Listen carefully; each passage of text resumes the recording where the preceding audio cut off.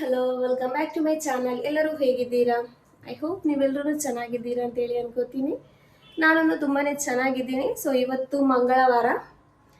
ಮಂಗಳವಾರದ ವ್ಲಾಗನ್ನು ಇವಾಗ ಸ್ಟಾರ್ಟ್ ಮಾಡ್ತಾ ಇದ್ದೀನಿ. ಇವಾಗ ಆಲ್ಮೋಸ್ಟ್ 4 ಗಂಟೆ ಆಯಿತು. ಮಗಳು ಮದ್ರಸಕ್ಕೆ ರೆಡಿ ಆಗ್ತಾ ಇದ್ದಾಳೆ. ಸೊ 4 ಗಂಟೆ ಆಯಿತು. ಸುಮ್ಮನೆ ಮಲಗಿದ್ದೆ. ಬೆಳಿಗ್ಗೆ ಅದೇ ತಂಗಿ ಹಸ್ಬೆಂಡ್ ಎಲ್ಲ ಇದ್ರಲ್ವ, ತಂಗಿ ಎಲ್ಲ ಅವರೆಲ್ಲ ಬ್ರೇಕ್ಫಾಸ್ಟ್ ಎಲ್ಲ ಮಾಡಿದ ನಂತರ ಹೋಗಿದ್ರು. ಆಮೇಲೆ ನಾನು ವಿಡಿಯೋ ಎಡಿಟ್ ಮಾಡಿ ಅಪ್ಲೋಡ್ ಮಾಡೋಷ್ಟೊತ್ತಿಗೆ ಟೈಮ್ ಆಗಿಬಿಡ್ತು. 12 o'clock ಆಯಿತು. ಸೊ ನಂತರ ಮನೆ ಕೆಲಸ ಎಲ್ಲ ಆಗಿ ಅಷ್ಟೊತ್ತಿಗೆ ಲೇಟ್ ಆಗಿಬಿಡ್ತು. ನಂತರ ನಾನು ಇವತ್ತು ಮಧ್ಯಾಹ್ನ ಏನು ಮಾಡಿಲ್ಲ, ಬೆಳಿಗ್ಗೆದೇ ಇತ್ತು. ಸೊ ಅದನ್ನೇ ನಾನು ಮಧ್ಯಾಹ್ನಕ್ಕೆ ನಾನು ಒಬ್ಬಳೇ ಅಲ್ವಾ ಅಂತೇಳಿ ಅದನ್ನೇ ಅಡ್ಜಸ್ಟ್ ಮಾಡಿ ತಿಂದ್ಬಿಟ್ಟೆ. ಮಕ್ಕಳೆಲ್ಲ ಅಮ್ಮನ ಮನೇಲಿ ಇರ್ತಾರೆ ಅಂತೇಳಿ.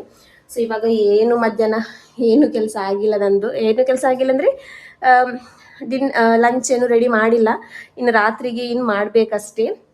ಸೊ ತುಂಬಾ ಮೈಕೈಯೆಲ್ಲ ನೋವಾಗ್ತಾ ಇದೆ. ಯಾಕೆಂದರೆ ನನಗನ್ನಿಸ್ತಾ ಇದೆ ಸ್ವಲ್ಪ ದಪ್ಪ ಆಗಿದ್ದೀನಿ ಅಂತೇಳಿ. ಬಟ್ಟೆ ಎಲ್ಲ ಟೈಟ್ ಆಗ್ತಾ ಇದೆ. ಸೊ ನಾನಿವಾಗ ದಪ್ಪ ಸ್ವಲ್ಪ ಅಂತ ಹೇಳುವಾಗ ನನ್ನ ತಂಗಿ ಹೇಳ್ಬೋದು ಸ್ವಲ್ಪ ಅಲ್ಲ ಸ್ವಲ್ಪ ಜಾಸ್ತಿನೇ ಆಗಿದೆಯಾ ಅಂತೇಳಿ. ಹೌದು, ಸ್ವಲ್ಪ ಜಾಸ್ತಿನೇ ಆಗಿದ್ದೀನಿ. ಹಳೆ ಬಟ್ಟೆಗಳು ಯಾವುದೂ ನನಗೆ ಆಗ್ತಾ ಇಲ್ಲ ಇವಾಗ. ಸೊ ಒಂದು ನಿಮಿಷ. ಸೊ ಹಾಗಾಗಿ ಹಳೆ ಬಟ್ಟೆಗಳು ಯಾವುದೂ ಆಗ್ತಾ ಇಲ್ಲ ಇವಾಗ. ತುಂಬಾ ಟೈಟ್ ಆಗ್ತಾ ಇದೆ. ನನಗೆ ನೋಡುವಾಗ ನನಗೆ ನೋಡುವಾಗ ಒಂಥರ ಬೇಜಾರಾಗ್ತಾ ಇದೆ. ಫ್ಯಾಟ್ ಆಗಿದೆ, ಜಾಸ್ತಿ ಫ್ಯಾಟ್ ಎಲ್ಲ ಆಗಿಬಿಟ್ಟಿದೆ. ಸೊ ಅದಕ್ಕೋಸ್ಕರ ಸ್ವಲ್ಪ ಕಂಟ್ರೋಲ್ ಆಗೋಣ ಅಂತೇಳಿ ಇವಾಗ ಒಂದು 3 ಡೇಸಿಂದ ಸ್ವಲ್ಪ ವರ್ಕೌಟ್ ಮಾಡ್ತಾ ಇದ್ದೀನಿ. ಗೊತ್ತಿದೆಯಲ್ವ, ಫಸ್ಟ್ ಡೇ ಮಾಡುವಾಗ ಯಾವ ಥರ ಬಾಡಿ ಎಲ್ಲ ಪೇನ್ ಇರುತ್ತೆ ಅಂತೇಳಿ. ಸೊ ಫಸ್ಟ್ ಒಂದು ದಿವಸ ಮಾಡಿದ್ದೆ, ಅವತ್ತು ಅಷ್ಟೊಂದು ಪೇನ್ ಆಗಿಲ್ಲ. ಸೆಕೆಂಡ್ ಡೇ ಮಾಡಿದಾಗ ತುಂಬ ಪೇನ್ ಆಯಿತು. ಆಮೇಲೆ ಇವತ್ತು ಸ್ವಲ್ಪ ಮಾಡಿದ್ನಲ್ಲ, ತುಂಬಾ ಒಂಥರ ಕೈಕಾಲೆಲ್ಲ ಸುಸ್ತು ಥರ ಆಗಿಬಿಡ್ತು. ಏನು ಶುಗರ್ ಏನು ಕುಡಿಯೋದು ಬೇಡ, ಸ್ವಲ್ಪ ಕಂಟ್ರೋಲಲ್ಲಿ ಇರೋಣ ಅಂತೇಳಿ. ಬಟ್ ಅರ್ಧ ಗಂಟೆ 1/4 ಗಂಟೆ ಮಾಡಿದ್ದೀನಿ ನಾನು ವರ್ಕೌಟು, ಅಂದರೆ ಸ್ವಲ್ಪ ಎಕ್ಸಸೈಸ್ ಥರ ಮಾಡಿದ್ದೀನಿ. ಇವಾಗ 2 ಗಂಟೆ ಆಗುವಾಗ ತುಂಬಾ ಬಾಯಾರಿಕೆ ಆಗ್ತಾ ಇತ್ತು. ಸೊ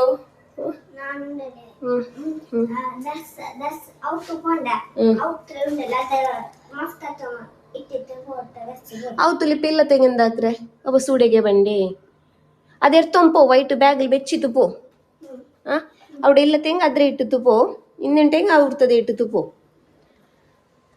ಸೊ ಏನಂದರೆ ಅದೇ 2 ಗಂಟೆ ಆಗುವಾಗ ತುಂಬಾ ಬಾಯಾರಿಕೆ ಆಗ್ತಾಯಿತ್ತು ನನಗೆ.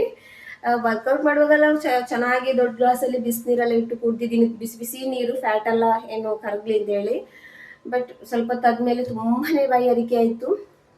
ಕಂಟ್ರೋಲೇ ಮಾಡೋಕ್ಕಾಗಿಲ್ಲ ನನಗೆ. ಸ್ವೀಟ್ ಏನಾದರೂ ಕುಡಿಬೇಕು ಅಂತೇಳಿ ಕಾಫಿ ಕುಡಿಯೋಣ ಅಂತೇಳಿ ಅನ್ನಿಸ್ತು. ವಾಲೇಕುಮ್ ಅಸ್ಸಲಾಂ.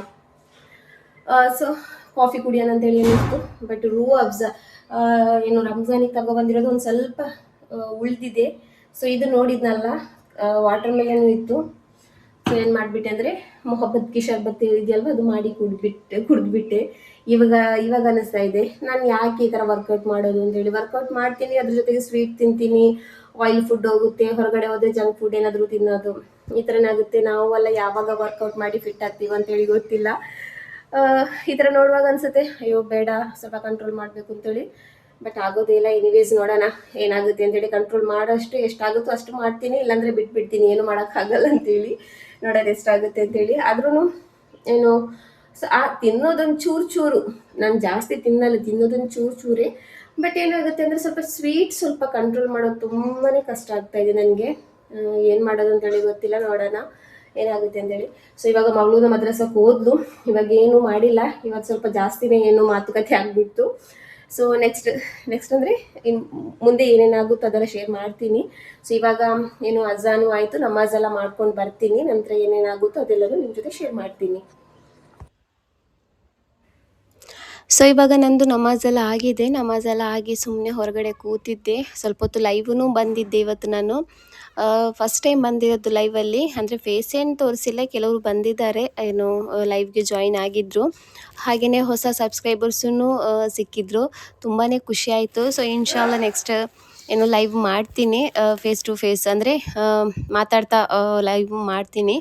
ಸೊ ತುಂಬ ದಿವಸ ಆಯಿತು ನನ್ನ ಹಸ್ಬೆಂಡಿಗೆ ಮ್ಯಾಂಗೋ ಹೇಳ್ತಾ ಇರೋದು. ಬಟ್ ಅಂದರೆ ಬರ್ತಿದ್ದಾರೆ, ಏನು ಇಷ್ಟ ಆಗ್ತಾ ಇಲ್ಲ, ಯಾಕೋ ಗೊತ್ತಿಲ್ಲ.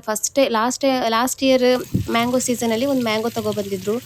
ಎಷ್ಟೊಂದು ಸ್ವೀಟ್ ಇತ್ತಂದರೆ ನಾನು ಒಂದೇ ಸಲ 4 kg 5 kg ತರಿಸಿ ಮನೆಯಲ್ಲಿ ಇಡ್ತಾ ಇದ್ದೆ. ಬಟ್ ಈ ಸಲ ನನಗೆ ಆ ಥರದ್ದು ಮಾವಿನ ಹಣ್ಣು ಸಿಕ್ಕೇ ಇಲ್ಲ. ಅದಕ್ಕೋಸ್ಕರ ಇವತ್ತು 2 ಟೈಪ್ ಇದು ತಗೊಬಂದಿದ್ದೀನಿ ಅಂತ ಹೇಳ್ತಾ ಇದ್ರು. ಸೊ ಅದು ಎರಡೂ ನಿಜ ಹೇಳಬೇಕಂದ್ರೆ ಎರಡೂ ನನಗೆ ಟೇಸ್ಟ್ ಇಲ್ಲ, ಸ್ವೀಟೇ ಇಲ್ಲ. ನೋಡೋದಕ್ಕೆ ಮಾತ್ರ ಎಲ್ಲೋ ಎಲ್ಲೋ ಥರ ಇತ್ತು, ಬಟ್ ಅಷ್ಟೊಂದು ಸ್ವೀಟೇ ಇಲ್ಲ. ಅದಕ್ಕೆ ಹಸ್ಬೆಂಡಿಗೆ ಹೇಳ್ತಾ ಇದ್ದಾರೆ, ಲಾಸ್ಟ್ ಟೈಮ್ ತೊಗೊಬಂದಿದ್ರಲ್ವ ಆ ಥರ ಸಿಕ್ಕಿದ್ರೆ ತಗೊಬನ್ನಿ ಅಂತೇಳಿ. ಅದಕ್ಕೆ ಅಂತಿದ್ರು ಅದು ಇವಾಗ ಬರಲ್ಲ, ಇನ್ನೂ ಸ್ವಲ್ಪ ಟೈಮ್ ಇದೆ ಅದು ಬರೋದಕ್ಕೆ, ಆವಾಗ ಬರುತ್ತೆ ಅಂತೇಳಿ. ಸೊ ಇಲ್ಲಿ 2 ಟೈಪಿಗೆ ತಗೊಬಂದಿದ್ದಾರೆ. ಒಂದು ನೆಕ್ಕರೆ ಮಾವಿನ ಹಣ್ಣು ಅಂತ ಹೇಳ್ತಾರಲ್ವ ಅದು, ಕನ್ನಡದಲ್ಲಿ ಏನು ಹೇಳ್ತಾರೋ ಗೊತ್ತಿಲ್ಲ, ನಮ್ಮ ಮಂಗಳೂರು ಕಡೆ ನೆಕ್ಕರೆ ಮಾವಿನ ಹಣ್ಣು ಅಂತ ಹೇಳ್ತಾರೆ ಅದು. ಇನ್ನೊಂದು ನಾರ್ಮಲ್ ಅದ್ರದ್ದು ಹೆಸರು ನಂಗೆ ಗೊತ್ತಿಲ್ಲ, ಸೊ ಅದನ್ನು ತಗೊಬಂದಿದ್ರು.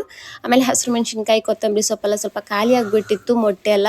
ಸೊ ಅದನ್ನೆಲ್ಲ ತಗೊಬಂದಿದ್ರು. ಸೊ ಅದನ್ನೆಲ್ಲ ಇಲ್ಲಿ ನಾನು ಇವಾಗ ಜೋಡಿಸಿ ಇಡ್ತಾ ಇದ್ದೀನಿ.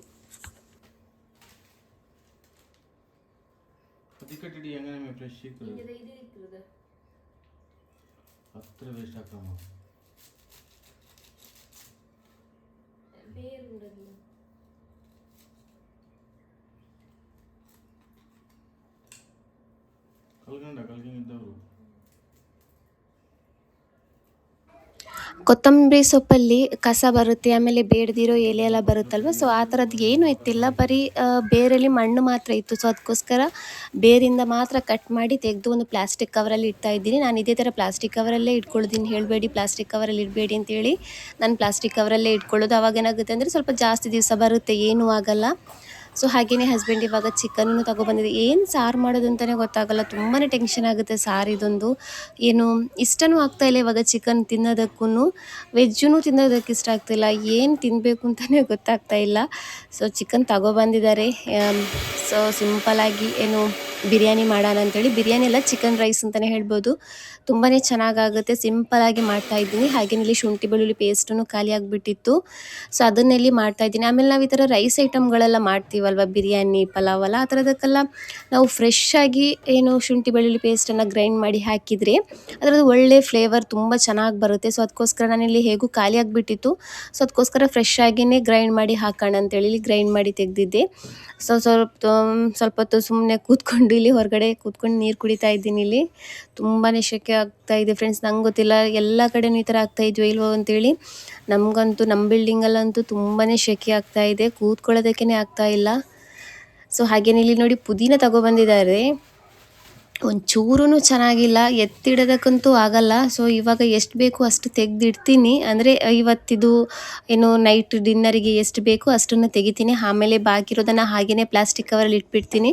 ನೋಡೋಣ, ಚೆನ್ನಾಗಿದ್ರೆ ನೆಕ್ಸ್ಟಿಗೆ ಯೂಸ್ ಮಾಡ್ತೀನಿ, ಇಲ್ಲಾಂದರೆ ಬಿಸಾಕೋಣ ಅಂತೇಳಿ. ಯಾಕಂದರೆ ಇದು ಇವಾಗ ನಾನು ಜಾಸ್ತಿ ಕೆಲಸ ಏನು ಮಾಡೋಕ್ಕೆ ಹೋಗಿಲ್ಲ, ತುಂಬ ಗಲೀಜಿದೆ. ಅದು ಗಲೀಜಂದರೆ ಎಲೆ ಎಲ್ಲ ಫುಲ್ಲು ಬಾಡೋಗಿದೆ. ಸೊ ಅದಕ್ಕೋಸ್ಕರ ಅದು ನನಗೆ ಎಷ್ಟು ಬೇಕು ಅಷ್ಟನ್ನು ತಗೋತಾ ಇದ್ದೀನಿ, ಬಾಕಿ ಇರೋದನ್ನು ಪ್ಲಾಸ್ಟಿಕ್ ಕವರಿಗೆ ಹಾಕಿ ಫ್ರಿಜ್ಜಲ್ಲಿ ಇಡ್ತೀನಿ. ನೆಕ್ಸ್ಟ್ ಟೈಮ್ ಮಾಡುವಾಗ ಏನಾದರೂ ಚೆನ್ನಾಗಿದ್ರೆ ಹಾಕ್ಕೋತೀನಿ, ಇಲ್ಲಾಂದರೆ ಬಿಸಾಕೋಣ ಅಂತೇಳಿ.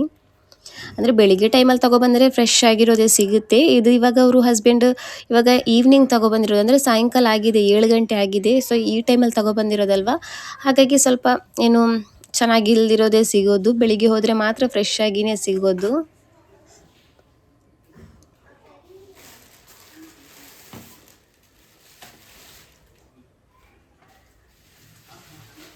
ಕಿಚನಲ್ಲಿ ಅಡುಗೆ ಮಾಡೋರಿಗೆ ಒಂದೇ ಒಂದು ಟೆನ್ಷನ್, ಬೆಳಿಗ್ಗೆ ಬ್ರೇಕ್ಫಾಸ್ಟಿಗೆ ಏನು ಮಾಡಲಿ, ಮಧ್ಯಾಹ್ನ ಲಂಚಿಗೆ ಏನು ಮಾಡಲಿ, ಆಮೇಲೆ ರಾತ್ರಿ ಡಿನ್ನರಿಗೆ ಏನು ಮಾಡೋದು ಅಂತೇಳಿ ಇದೇ ಟೆನ್ಷನ್ ಆಗ್ತಿರುತ್ತೆ. ಮಾಡೋದು ಹೇಗೂ ಒಂದು ಕೆಲಸ ಸೈಡಲ್ಲಿ ಬಿಡಿ, ಅದು ಹೇಗೋ ಮಾಡಲೇಬೇಕು.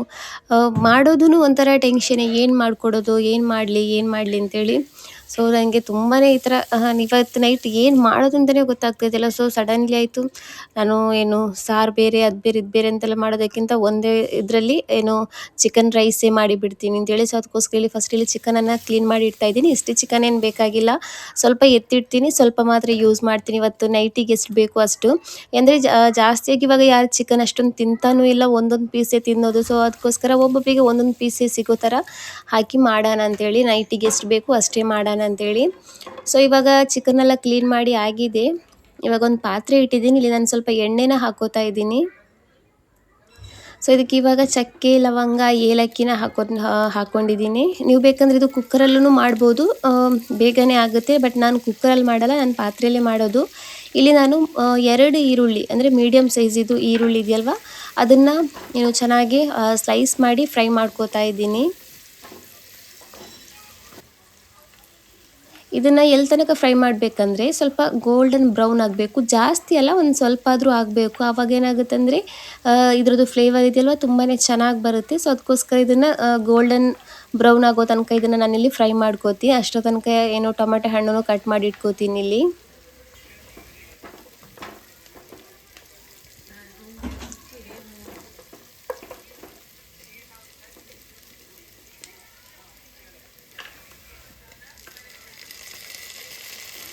ನೋಡಿ ಇಲ್ಲಿ ಇಷ್ಟು ಬ್ರೌನ್ ಆದರೆ ಸಾಕು, ಜಾಸ್ತಿ ಬ್ರೌನ್ ಆಗಬೇಕಾಗಿಲ್ಲ, ಒಂದು ಸ್ವಲ್ಪ ಬ್ರೌನ್ ಆದರೆ ಸಾಕು. ಇವಾಗ ಇಲ್ಲಿ ಕಟ್ ಮಾಡ್ಕೊಂಡಿರುವಂತಹ ಟೊಮೆಟೊ ಹಣ್ಣು ಇದೆಯಲ್ವ ಅದನ್ನು ಹಾಕಿ ನಾನಿಲ್ಲಿ ಚೆನ್ನಾಗಿ ಫ್ರೈ ಮಾಡ್ಕೋತಾ ಇದ್ದೀನಿ.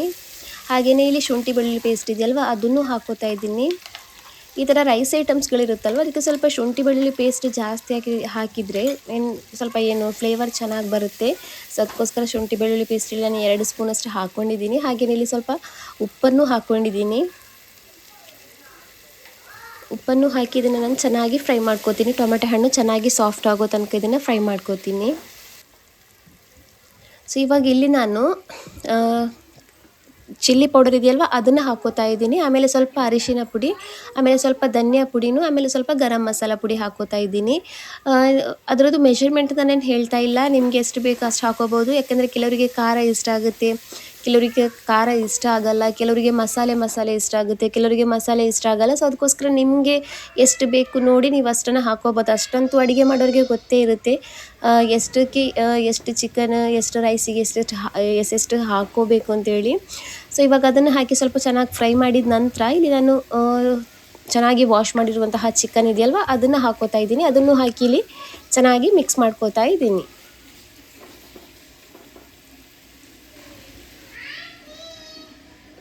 ಇವಾಗ ಇದಕ್ಕೆ ನಾನಿಲ್ಲಿ ಮೊಸರನ್ನ ಹಾಕೋತಾ ಇದ್ದೀನಿ. ನಾನು ಯಾವಾಗಲೂ ಹೇಳೋ ಥರನೇ ಮೊಸರನ್ನ ಹಾಕೊಳ್ಳುವಾಗ ಯಾವಾಗಲೂ ಗ್ಯಾಸ್ ಫ್ಲೇಮ್ನ ಸ್ಲೋ ಮಾಡಿಕೊಂಡೇ ಹಾಕಿ, ಇಲ್ಲಾಂದರೆ ಗ್ಯಾಸ್ ಫ್ಲೇಮ್ನ ಆಫೇ ಮಾಡಿಬಿಡಿ. ಯಾಕೆಂದರೆ ಒಂದೊಂದು ಸಲ ಬೇಗ ಹೊಡೆದೋಗುತ್ತೆ ಮೊಸರು. ಸೊ ನಂತರ ಇವಾಗ ಫೈನಲ್ ಆಗಿ ಇಲ್ಲಿ ಕೊತ್ತಂಬರಿ ಸೊಪ್ಪು, ಪುದೀನ ಸೊಪ್ಪನ್ನು ಹಾಕಿ ಇದನ್ನು ಚೆನ್ನಾಗಿ ಮಿಕ್ಸ್ ಮಾಡಿಕೊಂಡು ಸ್ವಲ್ಪ ಇದನ್ನು ಬೇಯೋದಕ್ಕೆ ಇಡ್ತೀನಿ ಚಿಕನನ್ನು.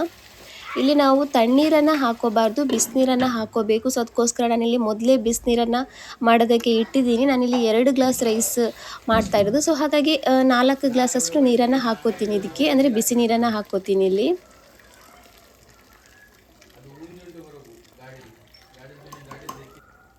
ಇಲ್ಲಿ ನಾನು ಸ್ವಲ್ಪ ಯೆಲ್ಲೋ ಫುಡ್ ಕಲರ್ ಇದೆಯಲ್ವ ಅದನ್ನು ಹಾಕ್ಕೊಂಡಿದ್ದೀನಿ. ನೀವು ಬೇಕಂದರೆ ಸ್ಕಿಪ್ ಮಾಡ್ಕೋಬೋದು.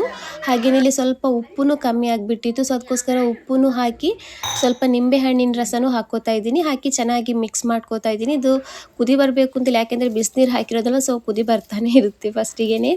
ಸೊ ನಂತರ ಇಲ್ಲಿ ವಾಶ್ ಮಾಡಿ ಇಟ್ಕೊಂಡಿರುವಂತಹ ರೈಸ್ ಇದೆಯಲ್ವ ಅದನ್ನು ಹಾಕ್ಕೋತಾ ಇದ್ದೀನಿ. ಬಾಸ್ಮತಿ ರೈಸ್ ಆದರೆ ನೀವು ಒಂದು ಅರ್ಧ ಗಂಟೆ ಮೊದಲು ಸೋಕ್ ಮಾಡಿಟ್ಕೊಳ್ಳಿ. ಈ ಥರ ನಾರ್ಮಲ್ ರೈಸ್ ಆದರೆ ಅಂದರೆ ಸೋನಾ ಮಸೂರಿ ರೈಸ್ ಎಲ್ಲ ಬರುತ್ತಲ್ವ ಆ ಥರದ ರೈಸ್ ಆದರೆ ಇನ್ಸ್ಟೆಂಟಾಗಿ ವಾಶ್ ಮಾಡಿ ಆವಾಗಲೇ ಹಾಕ್ಕೋಬೋದು. ಸೊ ನೋಡಿ ಇವಾಗ ಇದು ಸ್ವಲ್ಪ ನೀರು ಆರ್ತಾ ಬಂದಿದೆ. ಇವಾಗ ಇದನ್ನು ನಾನಿಲ್ಲಿ ದಮ್ಮಿಗೆ ಇಟ್ಕೋತೀನಿ. ಮಿನಿಮಮ್ 25 ಮಿನಿಟ್ಸ್ ನಾನು ಇದನ್ನು ದಮ್ಮಿಗೆ ಇಟ್ಕೋತೀನಿ. ಸೊ ಫ್ರೆಂಡ್ಸ್ ಇವಾಗ ರೆಡಿ ಆಗಿದೆ. 25 ನಿಮಿಷ ಆಗಿತ್ತು, ಆಮೇಲೆ 10 ನಿಮಿಷ ಹಾಗೆಯೇ ಬಿಟ್ಟಿದ್ದೆ.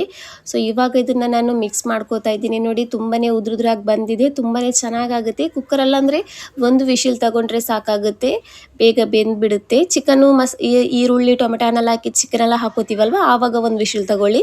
ನಂತರ ರೈಸೆಲ್ಲ ಹಾಕಿದ್ಮೇಲೆ ರೈಸೆಲ್ಲ ಹಾಕಿದ್ಮೇಲೆ ಒಂದು ವಿಶಿಲು ಅಥವಾ ಒಂದು ವಿಶಿಲ್ ಹೋಗಿ 2ನೇ ವಿಶಿಲ್ ಹೋಗೋದಕ್ಕೆ ಆಗುತ್ತಲ್ವ ಆವಾಗ ಗ್ಯಾಸ್ ಫ್ಲೇಮ್ನ ಆಫ್ ಮಾಡಿದರೆ ಪರ್ಫೆಕ್ಟಾಗಿ ಬೆಂದು ಬರುತ್ತೆ. ಸೊ ಇವಾಗ ರೆಡಿ ಆಗಿದೆ. ಸೊ ಇದಕ್ಕೆ ನಾನಿಲ್ಲಿ ಕಚ್ಚಂಬರ್ ಇದೆಯಲ್ವಾ ಅದನ್ನು ಮಾಡಿದ್ದೆ, ಬರೀ ಓನಿಯನ್ ರಾಯ್ತ ಮಾಡಿರೋದು. ಇದಕ್ಕೆ ಯಾವುದೇ ಸೌತೆಕಾಯಿ ಹಾಕಿಲ್ಲ, ಅಂದರೆ ಸೌತೆಕಾಯಿ ಇತ್ತಿಲ್ಲ, ಸೊ ಹಾಗಾಗಿ ಸೌತೆಕಾಯಿ ಏನೂ ಹಾಕಿಲ್ಲ. ಈರುಳ್ಳಿ, ಹಸಿರು ಮೆಣಸಿನ್ಕಾಯಿ, ಕೊತ್ತಂಬರಿ ಸೊಪ್ಪನ್ನು ಹಾಕಿ ಮಾಡಿರೋದು. ನೋಡಿ ಚಿಕನನ್ನು ತುಂಬಾ ಸಾಫ್ಟಾಗಿ ಬೆಂದಿದೆ, ತುಂಬಾ ಚೆನ್ನಾಗಾಗುತ್ತೆ. ಈ ಥರ ಸಾರು ಈ ಥರ ಎಲ್ಲ ಮಾಡೋದಕ್ಕೆ ಉದಾಸೀನ ಆದರೆ ಈ ಥರ ಒಂದು ಪಾಟಲ್ಲೇ ಈಸಿಯಾಗಿ ಚಿಕನ್ ರೈಸನ್ನು ಮಾಡ್ಕೋಬೋದು, ತುಂಬಾ ಚೆನ್ನಾಗಾಗುತ್ತೆ. ಸೊ ಊಟ ಎಲ್ಲ ಮಾಡಿ ಆದಮೇಲೆ ಸ್ವಲ್ಪ ಹೊತ್ತು ಹೊರಗಡೆ ಹೋಗಿ ಕೂತಿದ್ವಿ. ತುಂಬಾ ಸೆಕೆ ಆಗ್ತಾ ಇತ್ತಲ್ವ, ಸೊ ಅದಕ್ಕೋಸ್ಕರ ಸ್ವಲ್ಪ ಮೇಲ್ಗಡೆ ಹೋಗಿ ಕೂತಿದ್ವಿ ಸ್ವಲ್ಪ ಗಾಳಿಗೆ ಅಂತೇಳಿ. ಸೊ ಫ್ರೆಂಡ್ಸ್ ಈ ವಿಡಿಯೋನ ನಾನು ಇಲ್ಲಿಗೆ ಎಂಡ್ ಮಾಡ್ತಾ ಇದ್ದೀನಿ. ನಮ್ಮ ವಿಡಿಯೋ ನಿಮಗೆ ಇಷ್ಟ ಆದರೆ ಪ್ಲೀಸ್ ನಮ್ಮ ಚಾನಲ್ನ ಸಬ್ಸ್ಕ್ರೈಬ್ ಮಾಡಿ. ಹಾಗೆಯೇ ಯಾರಾದರೂ ನಮ್ಮ ಚಾನಲ್ಗೆ ಹೊಸದಾಗಿ ವಿಸಿಟ್ ಮಾಡಿ ಸಬ್ಸ್ಕ್ರೈಬ್ ಮಾಡದೆ ವಿಡಿಯೋ ನೋಡ್ತಾ ಇದ್ದರೆ ಪ್ಲೀಸ್ ಸಬ್ಸ್ಕ್ರೈಬ್ ಮಾಡಿ. Thank you for watching.